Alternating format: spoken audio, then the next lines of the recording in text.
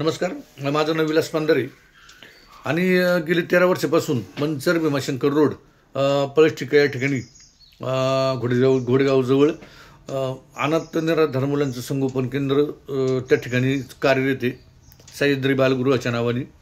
आणि या ठिकाणी गेल्या अनेक वर्षापासून जी अनाथ निराधार लेकरं आहेत ही स्वतःच्या पायावर उभी राहून स्वावलंबी जीवन जगावं, आनंदाने जगावं, म्हणजे ह्याच उद्दिष्टानं या ठिकाणी काम चालू आहे। हे काम करत असताना आम्ही दोघं पती पत्नी गेली 13 वर्ष झाले लेकरांसमवेत याच ठिकाणी बालगृहामध्ये राहून मुलांच्या बरोबरच त्यांचा हिताने विकास व्हावा चांगल्या पद्धतीने, म्हणून आम्ही त्याच ठिकाणी त्यांच्याबरोबर वास्तव्यास राहतोय।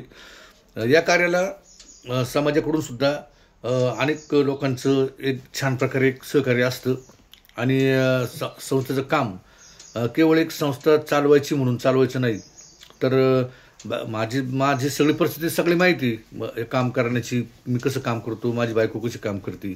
त्यामुळे काय आलं, समाजातले अनेक लोक आहेत अशी या ठिकाणी उदात्त अंतःकरणानं या ईश्वर कार्याला मदत सहकार्य करत असतात। म्हणजे चांगली लोक आहेत का, पोलीस अधिकारी असतील, कुणी राजकीय नेते असतील, किंवा आता आंबेगाव तालुक्यातले समजा, म्हणजे कोणत्या वैयक्तिक पक्षाचं नाही म्हणायचं मला, पण प्रत्येक पक्षातला कोणताही कार्यकर्ता त्याच्या पक्षातल्या एखाद्या त्याच्या नेत्याचा जर वाढदिवस वगैरे साजरा करायचा असेल तर तो अवश्य या ठिकाणी राजकारण म्हणून नाही तर या लेकरांना कुठेतरी काहीतरी त्या वाढदिवसाच्या निमित्तानं वह्या मिळतील, फळं मिळतील, नाही का, काहीतरी भाजीपाला देता येईल, म्हणजे अशा प्रकारच्या या ठिकाणी सहकार्य सर्व धर्मातील आणि सर्व पक्षातील लोकांचं, कार्यकर्त्यांचं आणि नेत्यांचं या ठिकाणी म्हणजे होत असतं।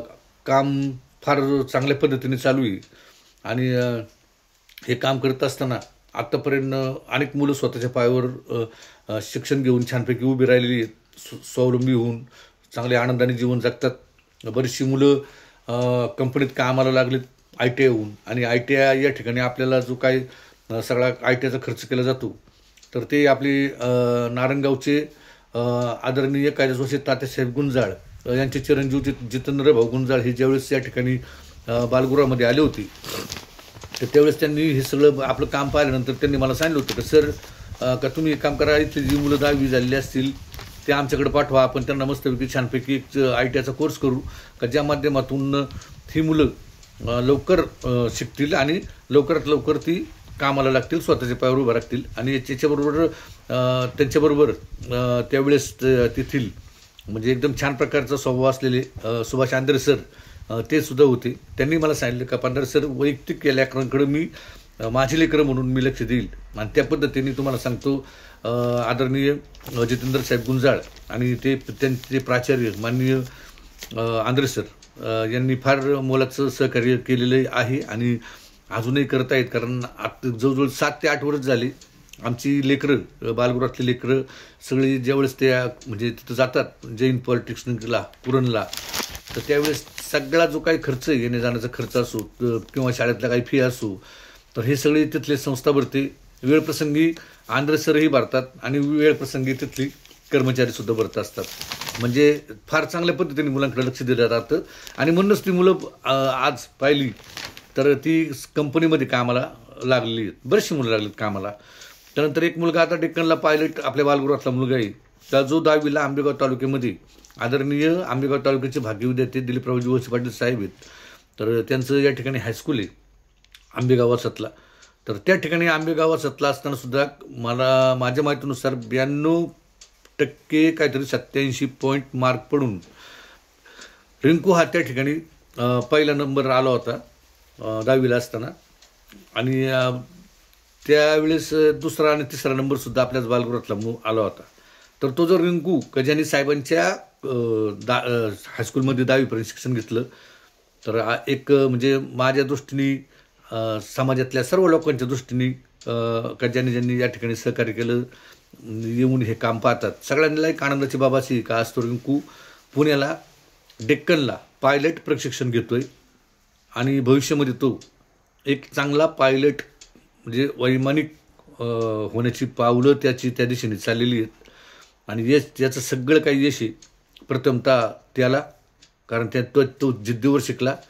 त्यानंतर त्याला ज्या आंबेगाव असं येथील तिथले जे शिक्षक आहेत ठाकूर सर, त्यांचा स्टाफ, त्यांनीसुद्धा या मुलांना म्हणजे आपुलकीनेच सांभाळ केला, वैयक्तिक लक्ष दिलं आणि म्हणून त्या लेकरांचा अभ्यास घडला आणि ती मुलं घडवली ते त्यांचे गुरुजन वर्ग ते 2 नंबरला. 3 नंबरला विचार केला तर जो सगळा काही नशीब घडवणार आहे आणि या ठिकाणी माझ्याकडे पाठवून म्हणा किंवा त्या शाळेत जायला सगळं काय तो परमेश्वर, जो सगळं काय ठरवून नियोजन करत असतो तो परमेश्वर. आणि चौथा मी, म्हणजे मी, माझी बायको, आम्ही केवळ इथं निमित्त मात्र, आमचं काय नाही. आम्हाला फक्त परमेश्वराने हे कार्य करायला निमित्त मात्र होण्याची जी काही संधी दिली त्यातच आम्ही भाग्य मानतो. आम्ही आयुष्यभर कधी कोणतीही मुलं, आता एक मुलगा बारामतीला लॉ करतोय लास्ट इयरला, तो सुद्धा तनिष हाजबी म्हणून, तो सुद्धा साहेबांच्याच म्हणजे आपले दिलीप वळसे साहेब आहेत, आमदार साहेब, त्यांच्याच हायस्कूलमध्ये होता. छान आहे. आता तो लास्ट इयरला लॉ करतोय, म्हणजे पुढच्या वर्षी तो वकील होतोय. याला सुद्धा सगळं श्रेय कोणाचंच? परमेश्वराचं, त्याच्या गुरुजन वर्गाचं. त्याला या ठिकाणी मदत करणाऱ्या, जे काही या ठिकाणी येऊन ही संस्था पाहून ही मदत करायची, त्या मदत करणाऱ्या उदात्त अंतःकरणाचे असलेल्या सगळे जे काही दानशूर व्यक्ती असतील त्या व्यक्तींचं या ठिकाणी सहकार्य आहे. आणि आम्ही नाही, मी कधीच आयुष्यभर म्हणजे आम्ही मिळू तरी मानणार नाही कधी काय जाता काही एवढ्या पोरांचं भविष्य मी घडवलं, मी नाही घडवलं. तेवढं आमच्यात हे नाही. आम्ही या ठिकाणी करतोय काम, आम्ही काही कोणचं मानधन घेत नाही. सगळ्यात महत्त्वाचं म्हणजे आम्हाला मुलबाळ नाही. मी एकटाच आहे बापाला. माझा 13 वर्षाची सर्व्हिस झाली. माझा मोठा शैक्षणिक साहित्याचा जुन्नर तालुक्यामध्ये कारखाना होता. माझ्याकडे 20-25 पोरं कामाला होती. त्या ठिकाणी मी ग्रामपंचायत मेंबर बी होतो. माझ्याकडे जवळजवळ 7-8 गाड्या बी होत्या. म्हणजे माझं मी गरिबीतून वाढलो, पण नंतर मी ज्यावेळेस आयुष्य स्टेबल झालो तेव्हा चांगला वेल सेटल होतो मी. म्हणजे आजही माझं तसे पाहिजे तर 2 फ्लॅट, मस्त चाकणला बंगला आहे. आम्ही जे काही माझ्या बायकोने मी आम्ही यापूर्वी नोकरीच्या कालावधीमध्ये कमवून ठेवले ते आहे. आणि हे जे काम करीत असताना आम्ही तसं पाहिजे तर म्हणजे सुरुवातीच्या वेळेस समाजाकडून नंतर मदत झाली, पण सुरुवातीच्या वेळेस अक्षरशः ही संस्था उभी करण्यासाठी माझ्या बायकोनं तिच्या गळ्यातलं नेकलेस, मंगळसूत्रसुद्धा मोडलेलं आहे. म्हणजे आत्तापर्यंत आम्ही ठामपणाने सांगतो का जवळजवळ 40 ते 50 लाख रुपये या ठिकाणी आम्ही आमच्या पदरचे घातलेले आहेत. आणि ज्यावेळेस हे काम समाजाला दिसायला लागलं तर त्यानंतर समाजाकडून सुद्धा ना या ठिकाणी मदत यायला सुरुवात झाली. बरोबर, म्हणजे थोडक्यात एक सांगड झाली चांगली छान. आणि पैसे जरी आमचे किती 40 गुतू दे, 50 गुतू दे, आजही जवळजवळ एवढं सगळं चाललंय. कर्मचाऱ्यांचे पगार आहेत, मुलांचे कटिंग आहेत, सगळ्या काही वस्तू आहेत. हे सगळं होण्यासाठी सुद्धा 13 कर्मचारी आहेत. शासनाकडून या कर्मचाऱ्यांना 1ही रुपया पगार मिळत नाही, 1ही रुपया मिळत नाही, लक्षात ठेवा. लाईट बिल आलं, मुलांचे केस कटिंग आले, जे काही मानधन येतं ते तुटपुंज येतं ते वेळोवेळी येत नाही. कर्मचाऱ्यांचे पगार सुद्धा तुम्हाला सांगतो, बायकोचा पगार झाल्याच्या नंतर दुसऱ्या दिवशी कर्मचाऱ्यांना सांगावं लागतं या तुमचा पगार घेऊन जा. आणि मॅडमच्या पगारातून तुम्हाला सांगतो तो पगार म्हणजे कर्मचाऱ्यांचा त्या ठिकाणी दिला जातो. बाकीचं मेंटेनन्स जर पाहिलं तसा तर समजा एखादं मोठं काम करायचं ठरलं मला का आता मुलांच्या सुरक्षेसाठी ग्रिल करायची, इकडे ग्रिल केली होती आम्ही, ह्या बाजूला इकडे ग्रिल केली पहा समोर अशी छानपैकी ग्रिल केली. तर असं जे काही ग्रिल वगैरे काही खर्च करायचा असेल तर त्यात तो सुद्धा कधी वेळेप्रसंगी असं केलं आहे का बाबा आपल्याला मुलांच्या सुरक्षेचं काम करायचे, उद्या एखादी घटना काही चुकीची घडली तर त्याचं परिणाम फार मोठे भोगावे लागतील. मग त्यापेक्षा आपलं नाव हा वासा घेतला आहे ना, आपण हे लेकरं आपले सांभाळतोत ना. मग आम्ही काय केलं त्यावेळेस, ठीक आहे किती 8 लाख रुपये खर्च लागतोय ना, डायरेक्ट बायकोला सांगायचं वर्ष एक काम कर, तुझी सोसायटी काढ. आतापर्यंत 2 ते 3 वेळा अशा आम्ही तातडीची कर्जसुद्धा काढली, 10-15 लाख रुपये. ते जिल्हा परिषद शिक्षक आहे ना, मिळतात त्यांना कर्ज. आणि दुसरं काय असं ही कर्ज जरी काढली तरी आम्हाला काही टेन्शन नाही. हे बघा, आम्हाला मूलबाळ नाही, मुलाचं शिक्षण नाही, मुलीचं लग्न नाही, मी इकुलते एकच आहे, म्हणजे असं. त्यामुळं खर्च आम्हाला खर्च काहीच नाही. आता मग तिकडे आम्ही 2 फ्लॅट घेतले, आमचं सगळं काही. पण अजून तुम्हाला प्रामाणिक सांगतो 13 वर्षातून एक दिवस सुद्धा आम्ही रात्रीचं कुठं मुक्कामाला लेकरांना सोडून कुठंच गेलेलो नाही, इच्छाच नाही राहिली. कारण इथलंच वातावरण एवढं सुंदर छान केलेलं आहे का कुणी जरी आलं तरी बाहेरचे व्यक्ती एक आश्रम म्हणून ज्यावेळेस पाहायला येतो कदाचित त्या लोकांना वाटतं येताना का म्हणजे पडकं झडकं असणार काहीतरी, कुठेतरी कोपऱ्यात स्वयंपाक खोल्या असेल, मुलांच्यासाठी खोल्या कशा तरी असतील, खेळायलाच मैदान कसं तरी उघडधुबड असेल, मग ते कसं असेल, ती मुलं अशी सुरकतलेली अशी त्रस्तग्रस्त झालेली अशी हिरमुसलेली बसलेली असतील, मग लोकांना वाटतं आपण त्या ठिकाणी येऊन मग त्या मुलांच्या चेहऱ्यावर हसू आणायचं. पण ज्यावेळेस आहेत असे आश्रम आहेत, नाही असं नाही, असे आश्रम आहेत आणि आपल्यासारखे चांगले काम करणारे बी आश्रम आहेत. आणि ज्यावेळेस इथं प्रत्यक्षात माणूस येतो ना गेटच्या आतमध्ये, गेटच्या बाजूलाच आदरणीय जितेंद्र पिंगळे साहेब यांनी, मी फक्त 1.5 लाख रुपये खर्च करा म्हटलं होतं साहेब त्यांना. त्या व्यक्तींनी उद्योजक आहेत ते जितेंद्र पिंगळे साहेब मुंबईला असतात. त्या व्यक्तीने एक शंकराचं भव्य असं 65 फूट उंचीचं 80 ते 90 लाख रुपये खर्च करून या ठिकाणी आपल्या गेटला आपल्या बालगृहाच्या आवारामध्ये खर्च करून तेवढं भव्य असं शिल्प, वैश्विक शिवऊर्जा वैश्विक शिल्प हे उभारले.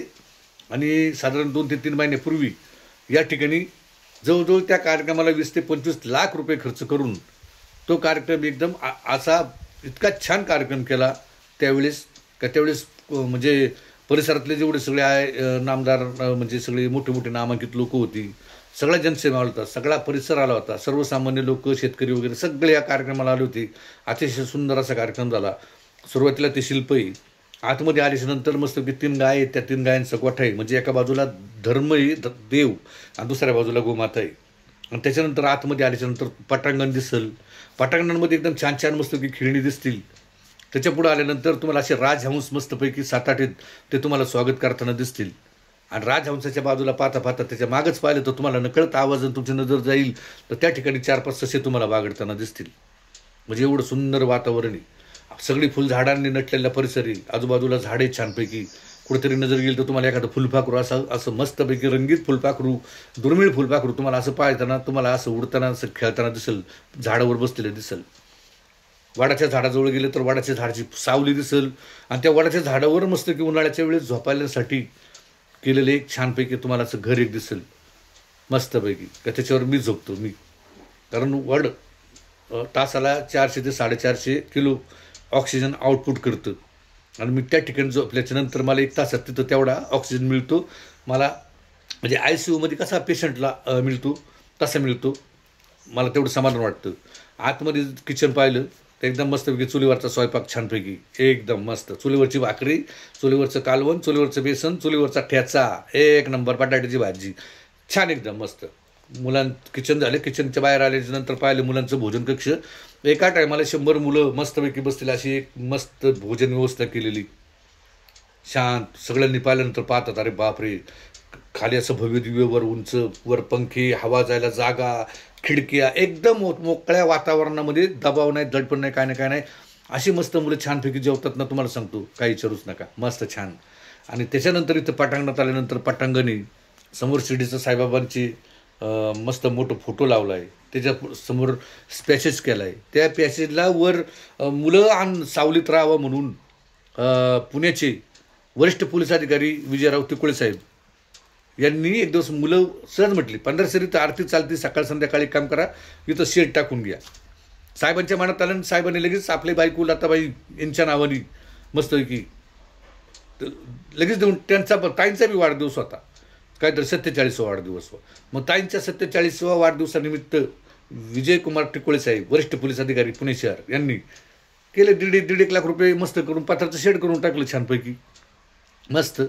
आतमध्ये पाहिलं तुम्ही, आतमध्ये पाहिल्यानंतर छान अशी बोळे गालीशाही अख्ख्या पटांगणामध्ये तुम्हाला सांगतो, एक गुलाची काडी किंवा एवढा कचरा, एवढा धागा पडलेला नाही दिसणार तुम्हाला.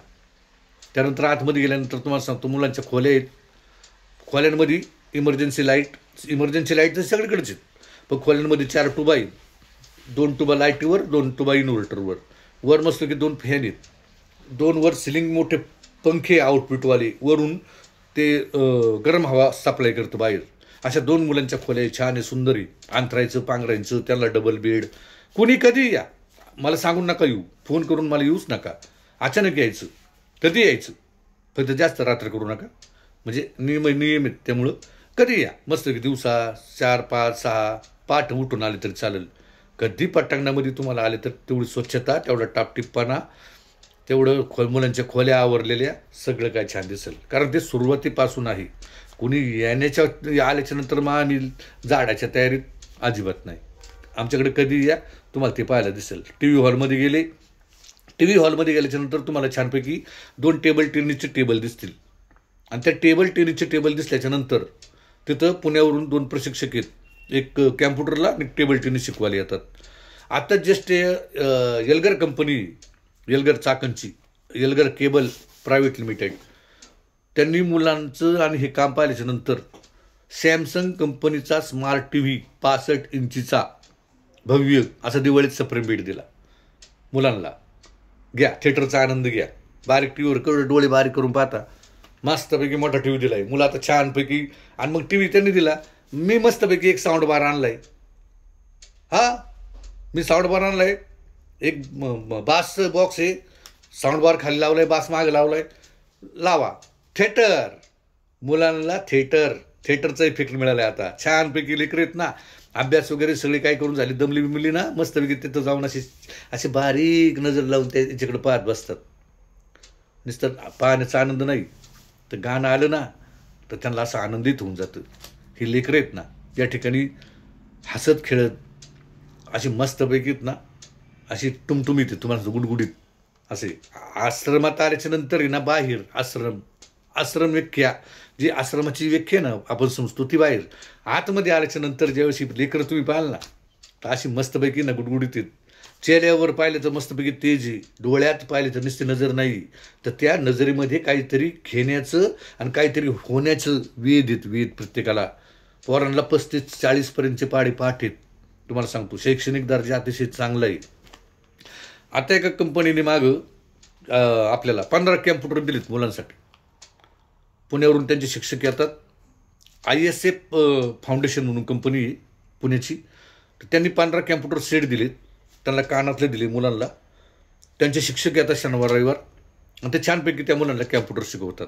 सिस्टमॅटिक पद्धतीने सर अभ्यासक्रम, नाही तर केलाय चालू, काढली गेम आणि बसले खेळत, तसलं नाही. सिस्टमॅटिक कार्यक्रम असं. म्हणजे एवढं सगळं वातावरण आहे. आता हे ऑफिस आहे माझं, हे पहा, इथं छोटंच ऑफिस आहे, आतमध्ये एक ऑफिस आहे चांगलं छान. हे पहा, मुलांनी मिळवलेली मेडल पहा आमची, आहे का, बघा, हे पहा मुलांनी मिळवलेले कसे काय आहे का. असे मेडल आहेत. ऑफिस तुम्ही तर तात्पुरतं बसलो ऑफिसमध्ये. अजून एक ऑफिस आहे आमचं, हे बघा, इमर्जन्सी हे आहे. इथं माझ्याकडं समोर मी आता चालू नाही केलेलं, इथं मला कॅमेरे, आमच्या याच्यात संस्थेमध्ये 8 कॅमेरे आहेत, CCTVचे 8 कॅमेरे आहेत. 8 म्हणजे मुलं कुठं जरी असले कोणत्या एरियामध्ये, म्हणजे प्रायव्हसी त्यांची राखून, बाकीच्या ठिकाणी ना मुलगा कुठं खेळतोय नाही का, चक्क पाडला आहे किंवा काय असं, या गोष्टीसाठी आहेत ना कॅमेरे ठेवलेले छानपैकी. म्हणजे इतकं सुंदर काम, हे काम गेली 13 ते 14 वर्षापासून या ठिकाणी चालू आहे. मस्तपैकी अनेक लोकांचं, अनेक समाजातील लोकांचं, अनेक धर्मातील लोकांचं आणि अनेक पक्षातील लोकांचं, बरे शिवसेना असो, राष्ट्रवादी असो, मनसे असो, कुणी असो, जो तो एक माणूस म्हणून इथं प्रत्येकजण येतो आणि आपापल्या पद्धतीने आपल्याला या लेकरांना काही ना काही मदत करत असतो. आणि ह्याला सगळं सांगितलं तुम्हाला मी. 1 नंबर परमेश्वर, नंतर लेकरं, त्याला शिकवणारे गुरुजी, नंतर दानधर्म करणारी लोक, आणि आम्ही दोघं. काय नाही, तुमचं प्रेम भगवंताने आम्हाला या जन्मी केलेलं ह्या चांगल्या कामाला निमित्त मात्र, याच्या व्यतिरिक्त आम्हाला काय नाही. धन्य आहे आमचं जीवन सार्थक लागलं. दोघा नवरा बायकोंचं समाधानी आयुष्यात. फक्त आता म्हणजे इथून पुढच्या प्रवासामध्ये मरेपर्यंत न मरेपर्यंत एक इच्छा आहे माझी अशी, पोरांना सांगतो, बाळांनो, नुसतं म्हणजे असं राहणं खाणं मजा करणं हे नका धोरण ठेवू बाळांनो. आमचं अख्खं आयुष्य नाही, एक दिवसाने आम्ही पुढे चाललो आहे. एक दिवस आम्ही मरणाच्या दारात जाणार आहे, लक्षात ठेवा. आणि ज्यावेळेस आमचं शेवट असेल ना, आणि आम्हाला असं कुठंतरी वर ठेवलेलं असेल, तर त्यावेळेस आजूबाजूला जी गर्दी झाली असेल ना, तर सगळी माझ्या जवळची जी गर्दी असेल आमच्या नवरा बायकोची जवळची, तर ती गर्दी ना ती तुम्हाला ही इथल्या लेकरांची दिसेल, इथल्या लेकरांची गर्दी दिसेल त्यावेळेस. आणि त्या लेकरांच्या गर्दीच्या मागं गर्दी, ज्या ही लेकरं घडवलीत ना, आश्रमाला ज्यांनी मदत केली ना, त्या लोकांची ती गर्दी असेल. आणि ती गर्दी, सगळी गर्दी पाहिल का ही जी लेकरं त्या ठिकाणी येतील ना, तर सगळ्या अशा बऱ्याचशा गाड्या लागलेल्या असतील. आणि कोण म्हणेल का हे बघा, हा आश्रमातला विद्यार्थी डॉक्टर आहे, हा बालगृहातला विद्यार्थी हा इंजिनियर आहे, हा वैमानिक आहे, हा वकील आहे. काय नाही, मी लेकरांना सांगितलं आहे, बाळांनो एक लक्षात ठेवा, शेवटच्या क्षणाला ज्यावेळेस तुम्ही तसं माझ्याजवळ बसूच नका. बसा, तुम्हाला बसा, निवांत बसा. ज्यावेळेस मी निवांत होईल ना त्यावेळेस तुम्ही माझ्याबरोबर निवांत बसा. कधी बसा? मी जसा शय्येवर पडेल ना बाळांनो, आणि तुम्हाला ज्यावेळेस मी नसल्याची किंमत कळेल ना, मी तुमची मम्मी, बस त्यावेळेस तुम्हाला तुमचं अंतःकरण भरून येईल. मी गेल्याशिवाय तुम्हाला माझी किंमत कळणार नाही. आणि मी ज्यावेळेस लास्ट ट्रिपला असेल, आणि बाळांनो तुम्ही ज्यावेळेस माझ्याशी बसणार ना, तर माझ्याजवळ बसणारी माझी लेकरं आहेत ना, मला डॉक्टर, इंजिनियर अशी शिकलेली, सवरलेली, स्वतःच्या पायावर उभी राहिलेली, स्वाभिमानाने, स्वावलंबनाने आणि आनंदाने जीवन जगताना मला दिसले पाहिजेत. आणि त्याचसाठी मी एवढा 8 तास चाललेला आहे आपला, आणि तेच करणार आम्ही दोघं नवरा बायको. आज शब्द देतो तुम्हाला, 2 फ्लॅट आहेत, चाकणला माझं बांगला बी, काय अडचण नाही. आण्याला माझं घर बी हाई, प्रॉपर्टी भरपूर आहे, काही नाही. मग मी एक आहे आमचं का, आता इथून 13 वर्ष झाली चालू, एक दिवस आम्ही बाहेर कुठे गेलेलो नाही.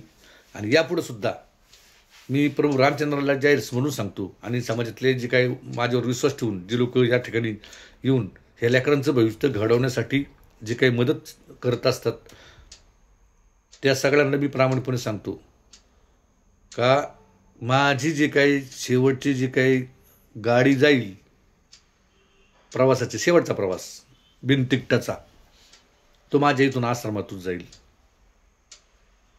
कोणच्या बंगल्यातून नाही जाणार. कुठं मला बंगल्याच्या किंवा फ्लॅटमधून बाहेर काढून मला त्या सोसायटीच्या खाली चौकात नाही ठेवणार.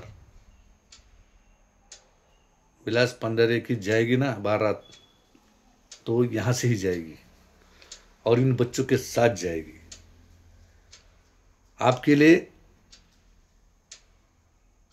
अपने लिए रोएंगे, आपके लिए अपने रोएंगे, और मेरे लिए तो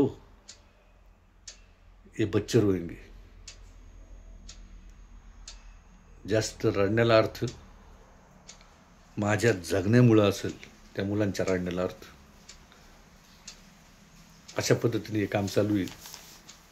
आणि हे काम चालू करत असताना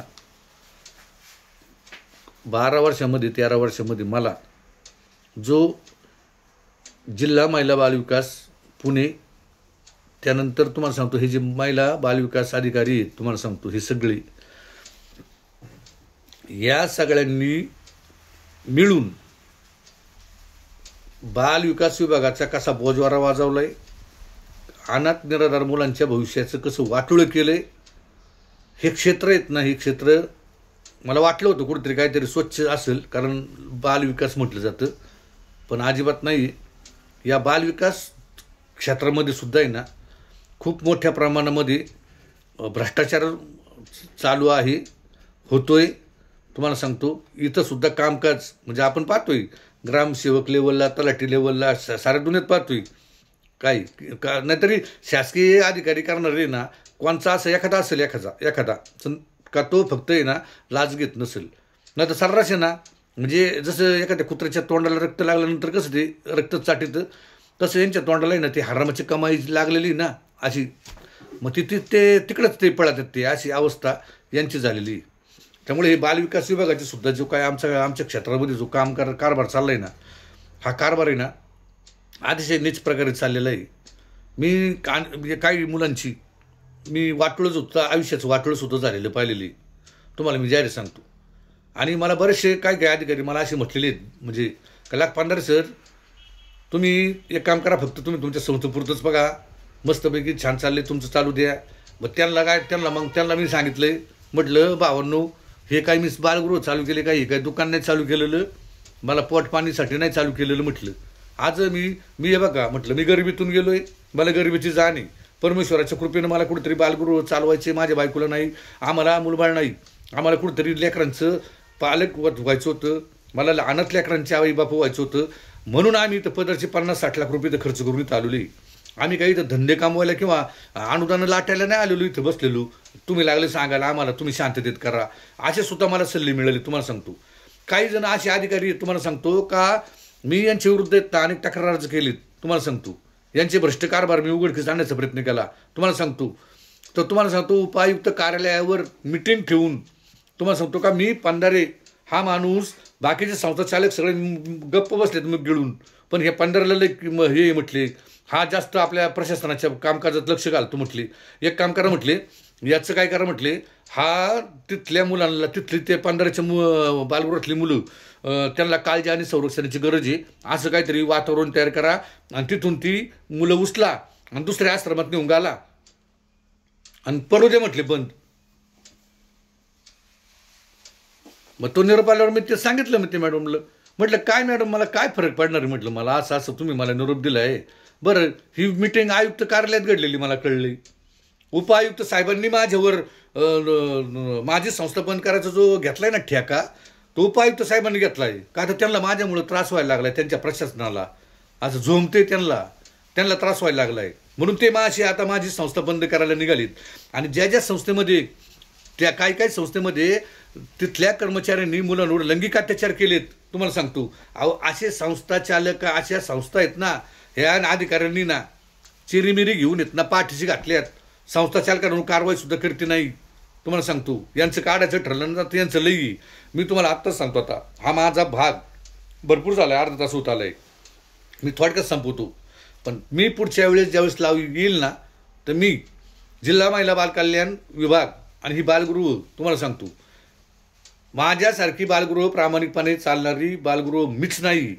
अजून सुद्धा समाजामध्ये अनेक बालगृह चालणारी, चांगली काम करणारी आहेत.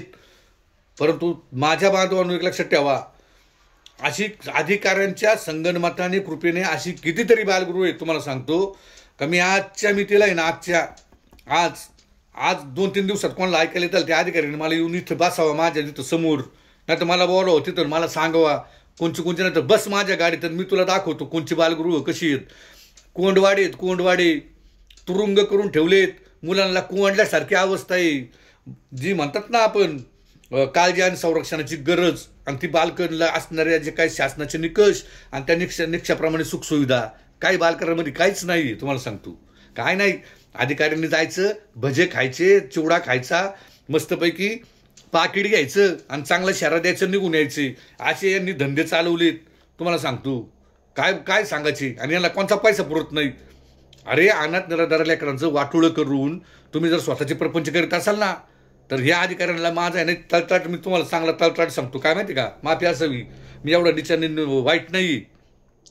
मला यांना, यांच्या बापाला, यांच्या मुलांना, यांच्या बायकांना मला अजिबात दोष द्यायचा नाही. कारण यांच्या बायकाला, यांच्या मुलांना काय माहिती का ही भांडगुळ काय चालीचं आहे म्हणून. त्यामुळे त्या बायकांना काय म्हणणार. त्यामुळे मी असं म्हणू शकत नाही का बाबा यांची मुलं तिकडं वाटोळं हो आणि यांच्या बायका तिकडं अमुक हो आणि यांचं तमुक हो. काहीच नाही. त्या लेकरा बाळांच्या बाबतीत मला काहीच बोलायचं नाही. ती जी कोण भ्रष्ट अधिकाऱ्याची बायको असेल ना, त्या ताईला बरं मला बोलायचं नाही. फक्त एक सांगतो, लक्षात ठेवा, यांनी किती काय केलं, माझी संस्था बंद पडली ना, मला आहे ना, मला आता मी बोललो असतो, समजून घ्या, काय फरक पडत नाही मला. काय संस्था बंद पडली तर काय फरक पडणार आहे का, माझं काय पोटपाणी याच्यावर चाललंय का. अरे आज मी अधिकाऱ्यांनी कुलूप ठोकलं, कुलूप तर सहज मी ठोकूनच देऊ शकत नाही, मी फार हायकोर्टापर्यंत जाईल. पण जरी कुलूप ठोकायचा प्रयत्न केला ना, काय आम्ही वेल सेटल आहेत. आम्ही आजही मस्तपैकी ना, जरी बंद केलं बाहेर समाजात गेलो ना, माझा फ्लॅट आहे, चाकणला बांगला आहे, माझं सगळं काय आहे, आर्थिक उत्पन्न चांगलं आहे, आईबापाला इकुलते की गावचं आहे, ते सगळं माझंच आहे. आजही आम्ही नवरा बायको इथून उलट 13 वर्षात आम्हाला कुठं जातं नाही आलं. तर कमीत कमी आता तसलं काही यांच्या काय म्हणतात त्याला, मूर्खपणामुळे बावटपणामुळे जर यांनी जर काही संस्था बंद केली तर यांना नक्की दिसेल. विलास पांढरे कुठं बायकोला घेऊन तिरुपती बालाजी, कोल्हापूरच्या मंदिरात, असं रस्त्यावर भीक मागताना नाही दिसणार. निघाले संस्था बंद करायला. अरे लाजा वाटाय पाहिजे, लाजा. अनुदानातून पैसे खाणारे तुम्ही भिकारचोट सगळे अधिकारी. अरे कसे कसे कामं चाललेत ना तुमचे. नेक्स्ट आता मी पुढं लावू येतो आणि त्यावेळेस दाखवतो. फक्त एक शेवटचा शाप देऊन जातो. तुमच्या लेकरा बाळांना काय होणार नाही, तुमच्या बायकांना काय होणार नाही. पण एक सांगतो तुम्हाला, तुम्हाला मरण असं येईल ना जर्जर अवस्थेत. एखाद्या कुत्र्याचं कान साडलं होतं, कुत्रं कसं पळतं. ज्या अधिकाऱ्यांनी अनाथ लेकरांचं वाटोळ केलं असेल ना तो अधिकारीना असाच पद्धतीने मारणार. आणि ज्या वेळेस त्या अधिकाऱ्याला आहे ना त्याचा पोरगा जवळ असेल, वाटेल का आपला पोरगा जवळ असेल, त्यावेळेस त्याचा पोरगा आहे ना कुठेतरी अमेरिकेला निघून जाणार. ज्या वेळेस त्या अधिकाऱ्याला असं वाटेल ना का आज आपल्याला लय दुखायला लागलंय, कणायला कुठायला लागलं ना आपली बायको जवळ पाहिजे, त्यावेळेस त्याची बायको माहेरून निघून जाणार. पण त्याची बायको त्याला मदत करायला भेटणार नाही. पैसा बिसा सगळं असेल कामवलेलं, या भिकार मार्गाने भ्रष्ट मार्गाने पैसा कमवलेला असेल. पण एकही बी सांगतो, त्या पैशातून आणलेले औषधं दिसतील, त्या औषधाचे रिएक्शन होईल, त्यांच्या डुंगाला बाजूला पाठीला त्याचे असे फोड येतील. डॉक्टर म्हणतील साईड इफेक्ट झालाय. थोडक्यात हपापाचा माल गपापा. आणि मिळालेल्या पैशाचं आहे ना ते सांगतो त्या संबंधित अधिकाऱ्यांना. अनाथ निराधार लोकांच्या मुलांचा आयुष्याचं वाटोळं करून जर तुम्ही भ्रष्ट आणि गैरमार्गाने जर पैसे कमवत असाल ना तर भाडव्यांनो आपण तर वाघासारखं मारणार. पण तुम्हाला आहे ना सारख्या कुत्र्यांसारखं नाही मारावं लागलं ना तर नावाचं उल्याचं पांढरी नाही. आणि कोणाला संस्था बंद करायची आणि कोणाला पाहिजे. लय तुमच्या काही बुडू आलेत का बुडू आलेत का धंदा मांडलाय मी तर विलास पांढऱ्यांनी. का अधिकाऱ्यांनी एकत्र मिटिंगला बसायच्या आयुक्त कार्यालयामध्ये. मी अन्याय बाहेर काढू नये, मी गप्प बसावा, मला माझ्याकडे निरोप पाठवतात संस्थेच्या माणसाकडून. अहो पंधारे तुम्ही ते अधिकाऱ्यांशी पंगा घेऊ नका. पंगा हे काय अधिकारी काय कोण डाऊची पाहुणे घेऊन ये काय मला दम द्यायला निघाले. पंगा घेऊ नका. काय बोलत ते अधिकारी. अरे कोणाला टक्कल पडली तर कोणाला काय पडली. अरे कधी जाल याची गॅरंटी नाही. उरलं आयुष्य आता मोजकं राहिले 5-10 वर्ष. चांगली इथून पुढं चांगली कामं करा, अनाथ लेकरांचं भविष्य करा, संस्थेकडे लक्ष द्या. संस्थे कशा चालल्यात त्या चांगल्या याने पहा, निरीक्षण करा, मुलांची गुणवत्ता गाढवा. ही अनाथ लेकरं समाजामध्ये उभी राहून कुणी चांगली मोठे अधिकारी कसे होतील ते पहा. भिकार चोटांनो तुमच्या बायकोला मंगळसूत्र, तुमच्या पोरीला चांगले ड्रेस, घरातील सीडी, तुम्हाला फ्रीज, तुम्हाला फिरायचंय, तुम्हाला इस्टेटी कमवून ठेवच्यात. अरे मग कमवा ना, पण तुम्ही तुमचे कष्टाचे कमवा ना. कशाला संस्था चालकाकडून अनुदानातून टक्केवारी घेऊन कमविता भिकार. अरे तुम्हाला जर लय असा शोक असेल ना, चाकण ज्यांना कामला पैसे कमवतात ना अशी चाकण चौकात या, येऊन उभे राहा आणि मग कमवा पैसे. अशी जाहीर निषेध आहे त्या भिकार अधिकाऱ्यांचा का जो अनाथ निराधार लेकरांचं आहे ना भविष्याचं वाटोळ करून आहे ना स्वतःचा प्रपंच करायला निघालाय. नाही, भगवान के घर में देर है लेकिन अंधेर नाही. तुझा प्रपंच नाही, तुझी मयत सुद्धा नीट निघणार नाही.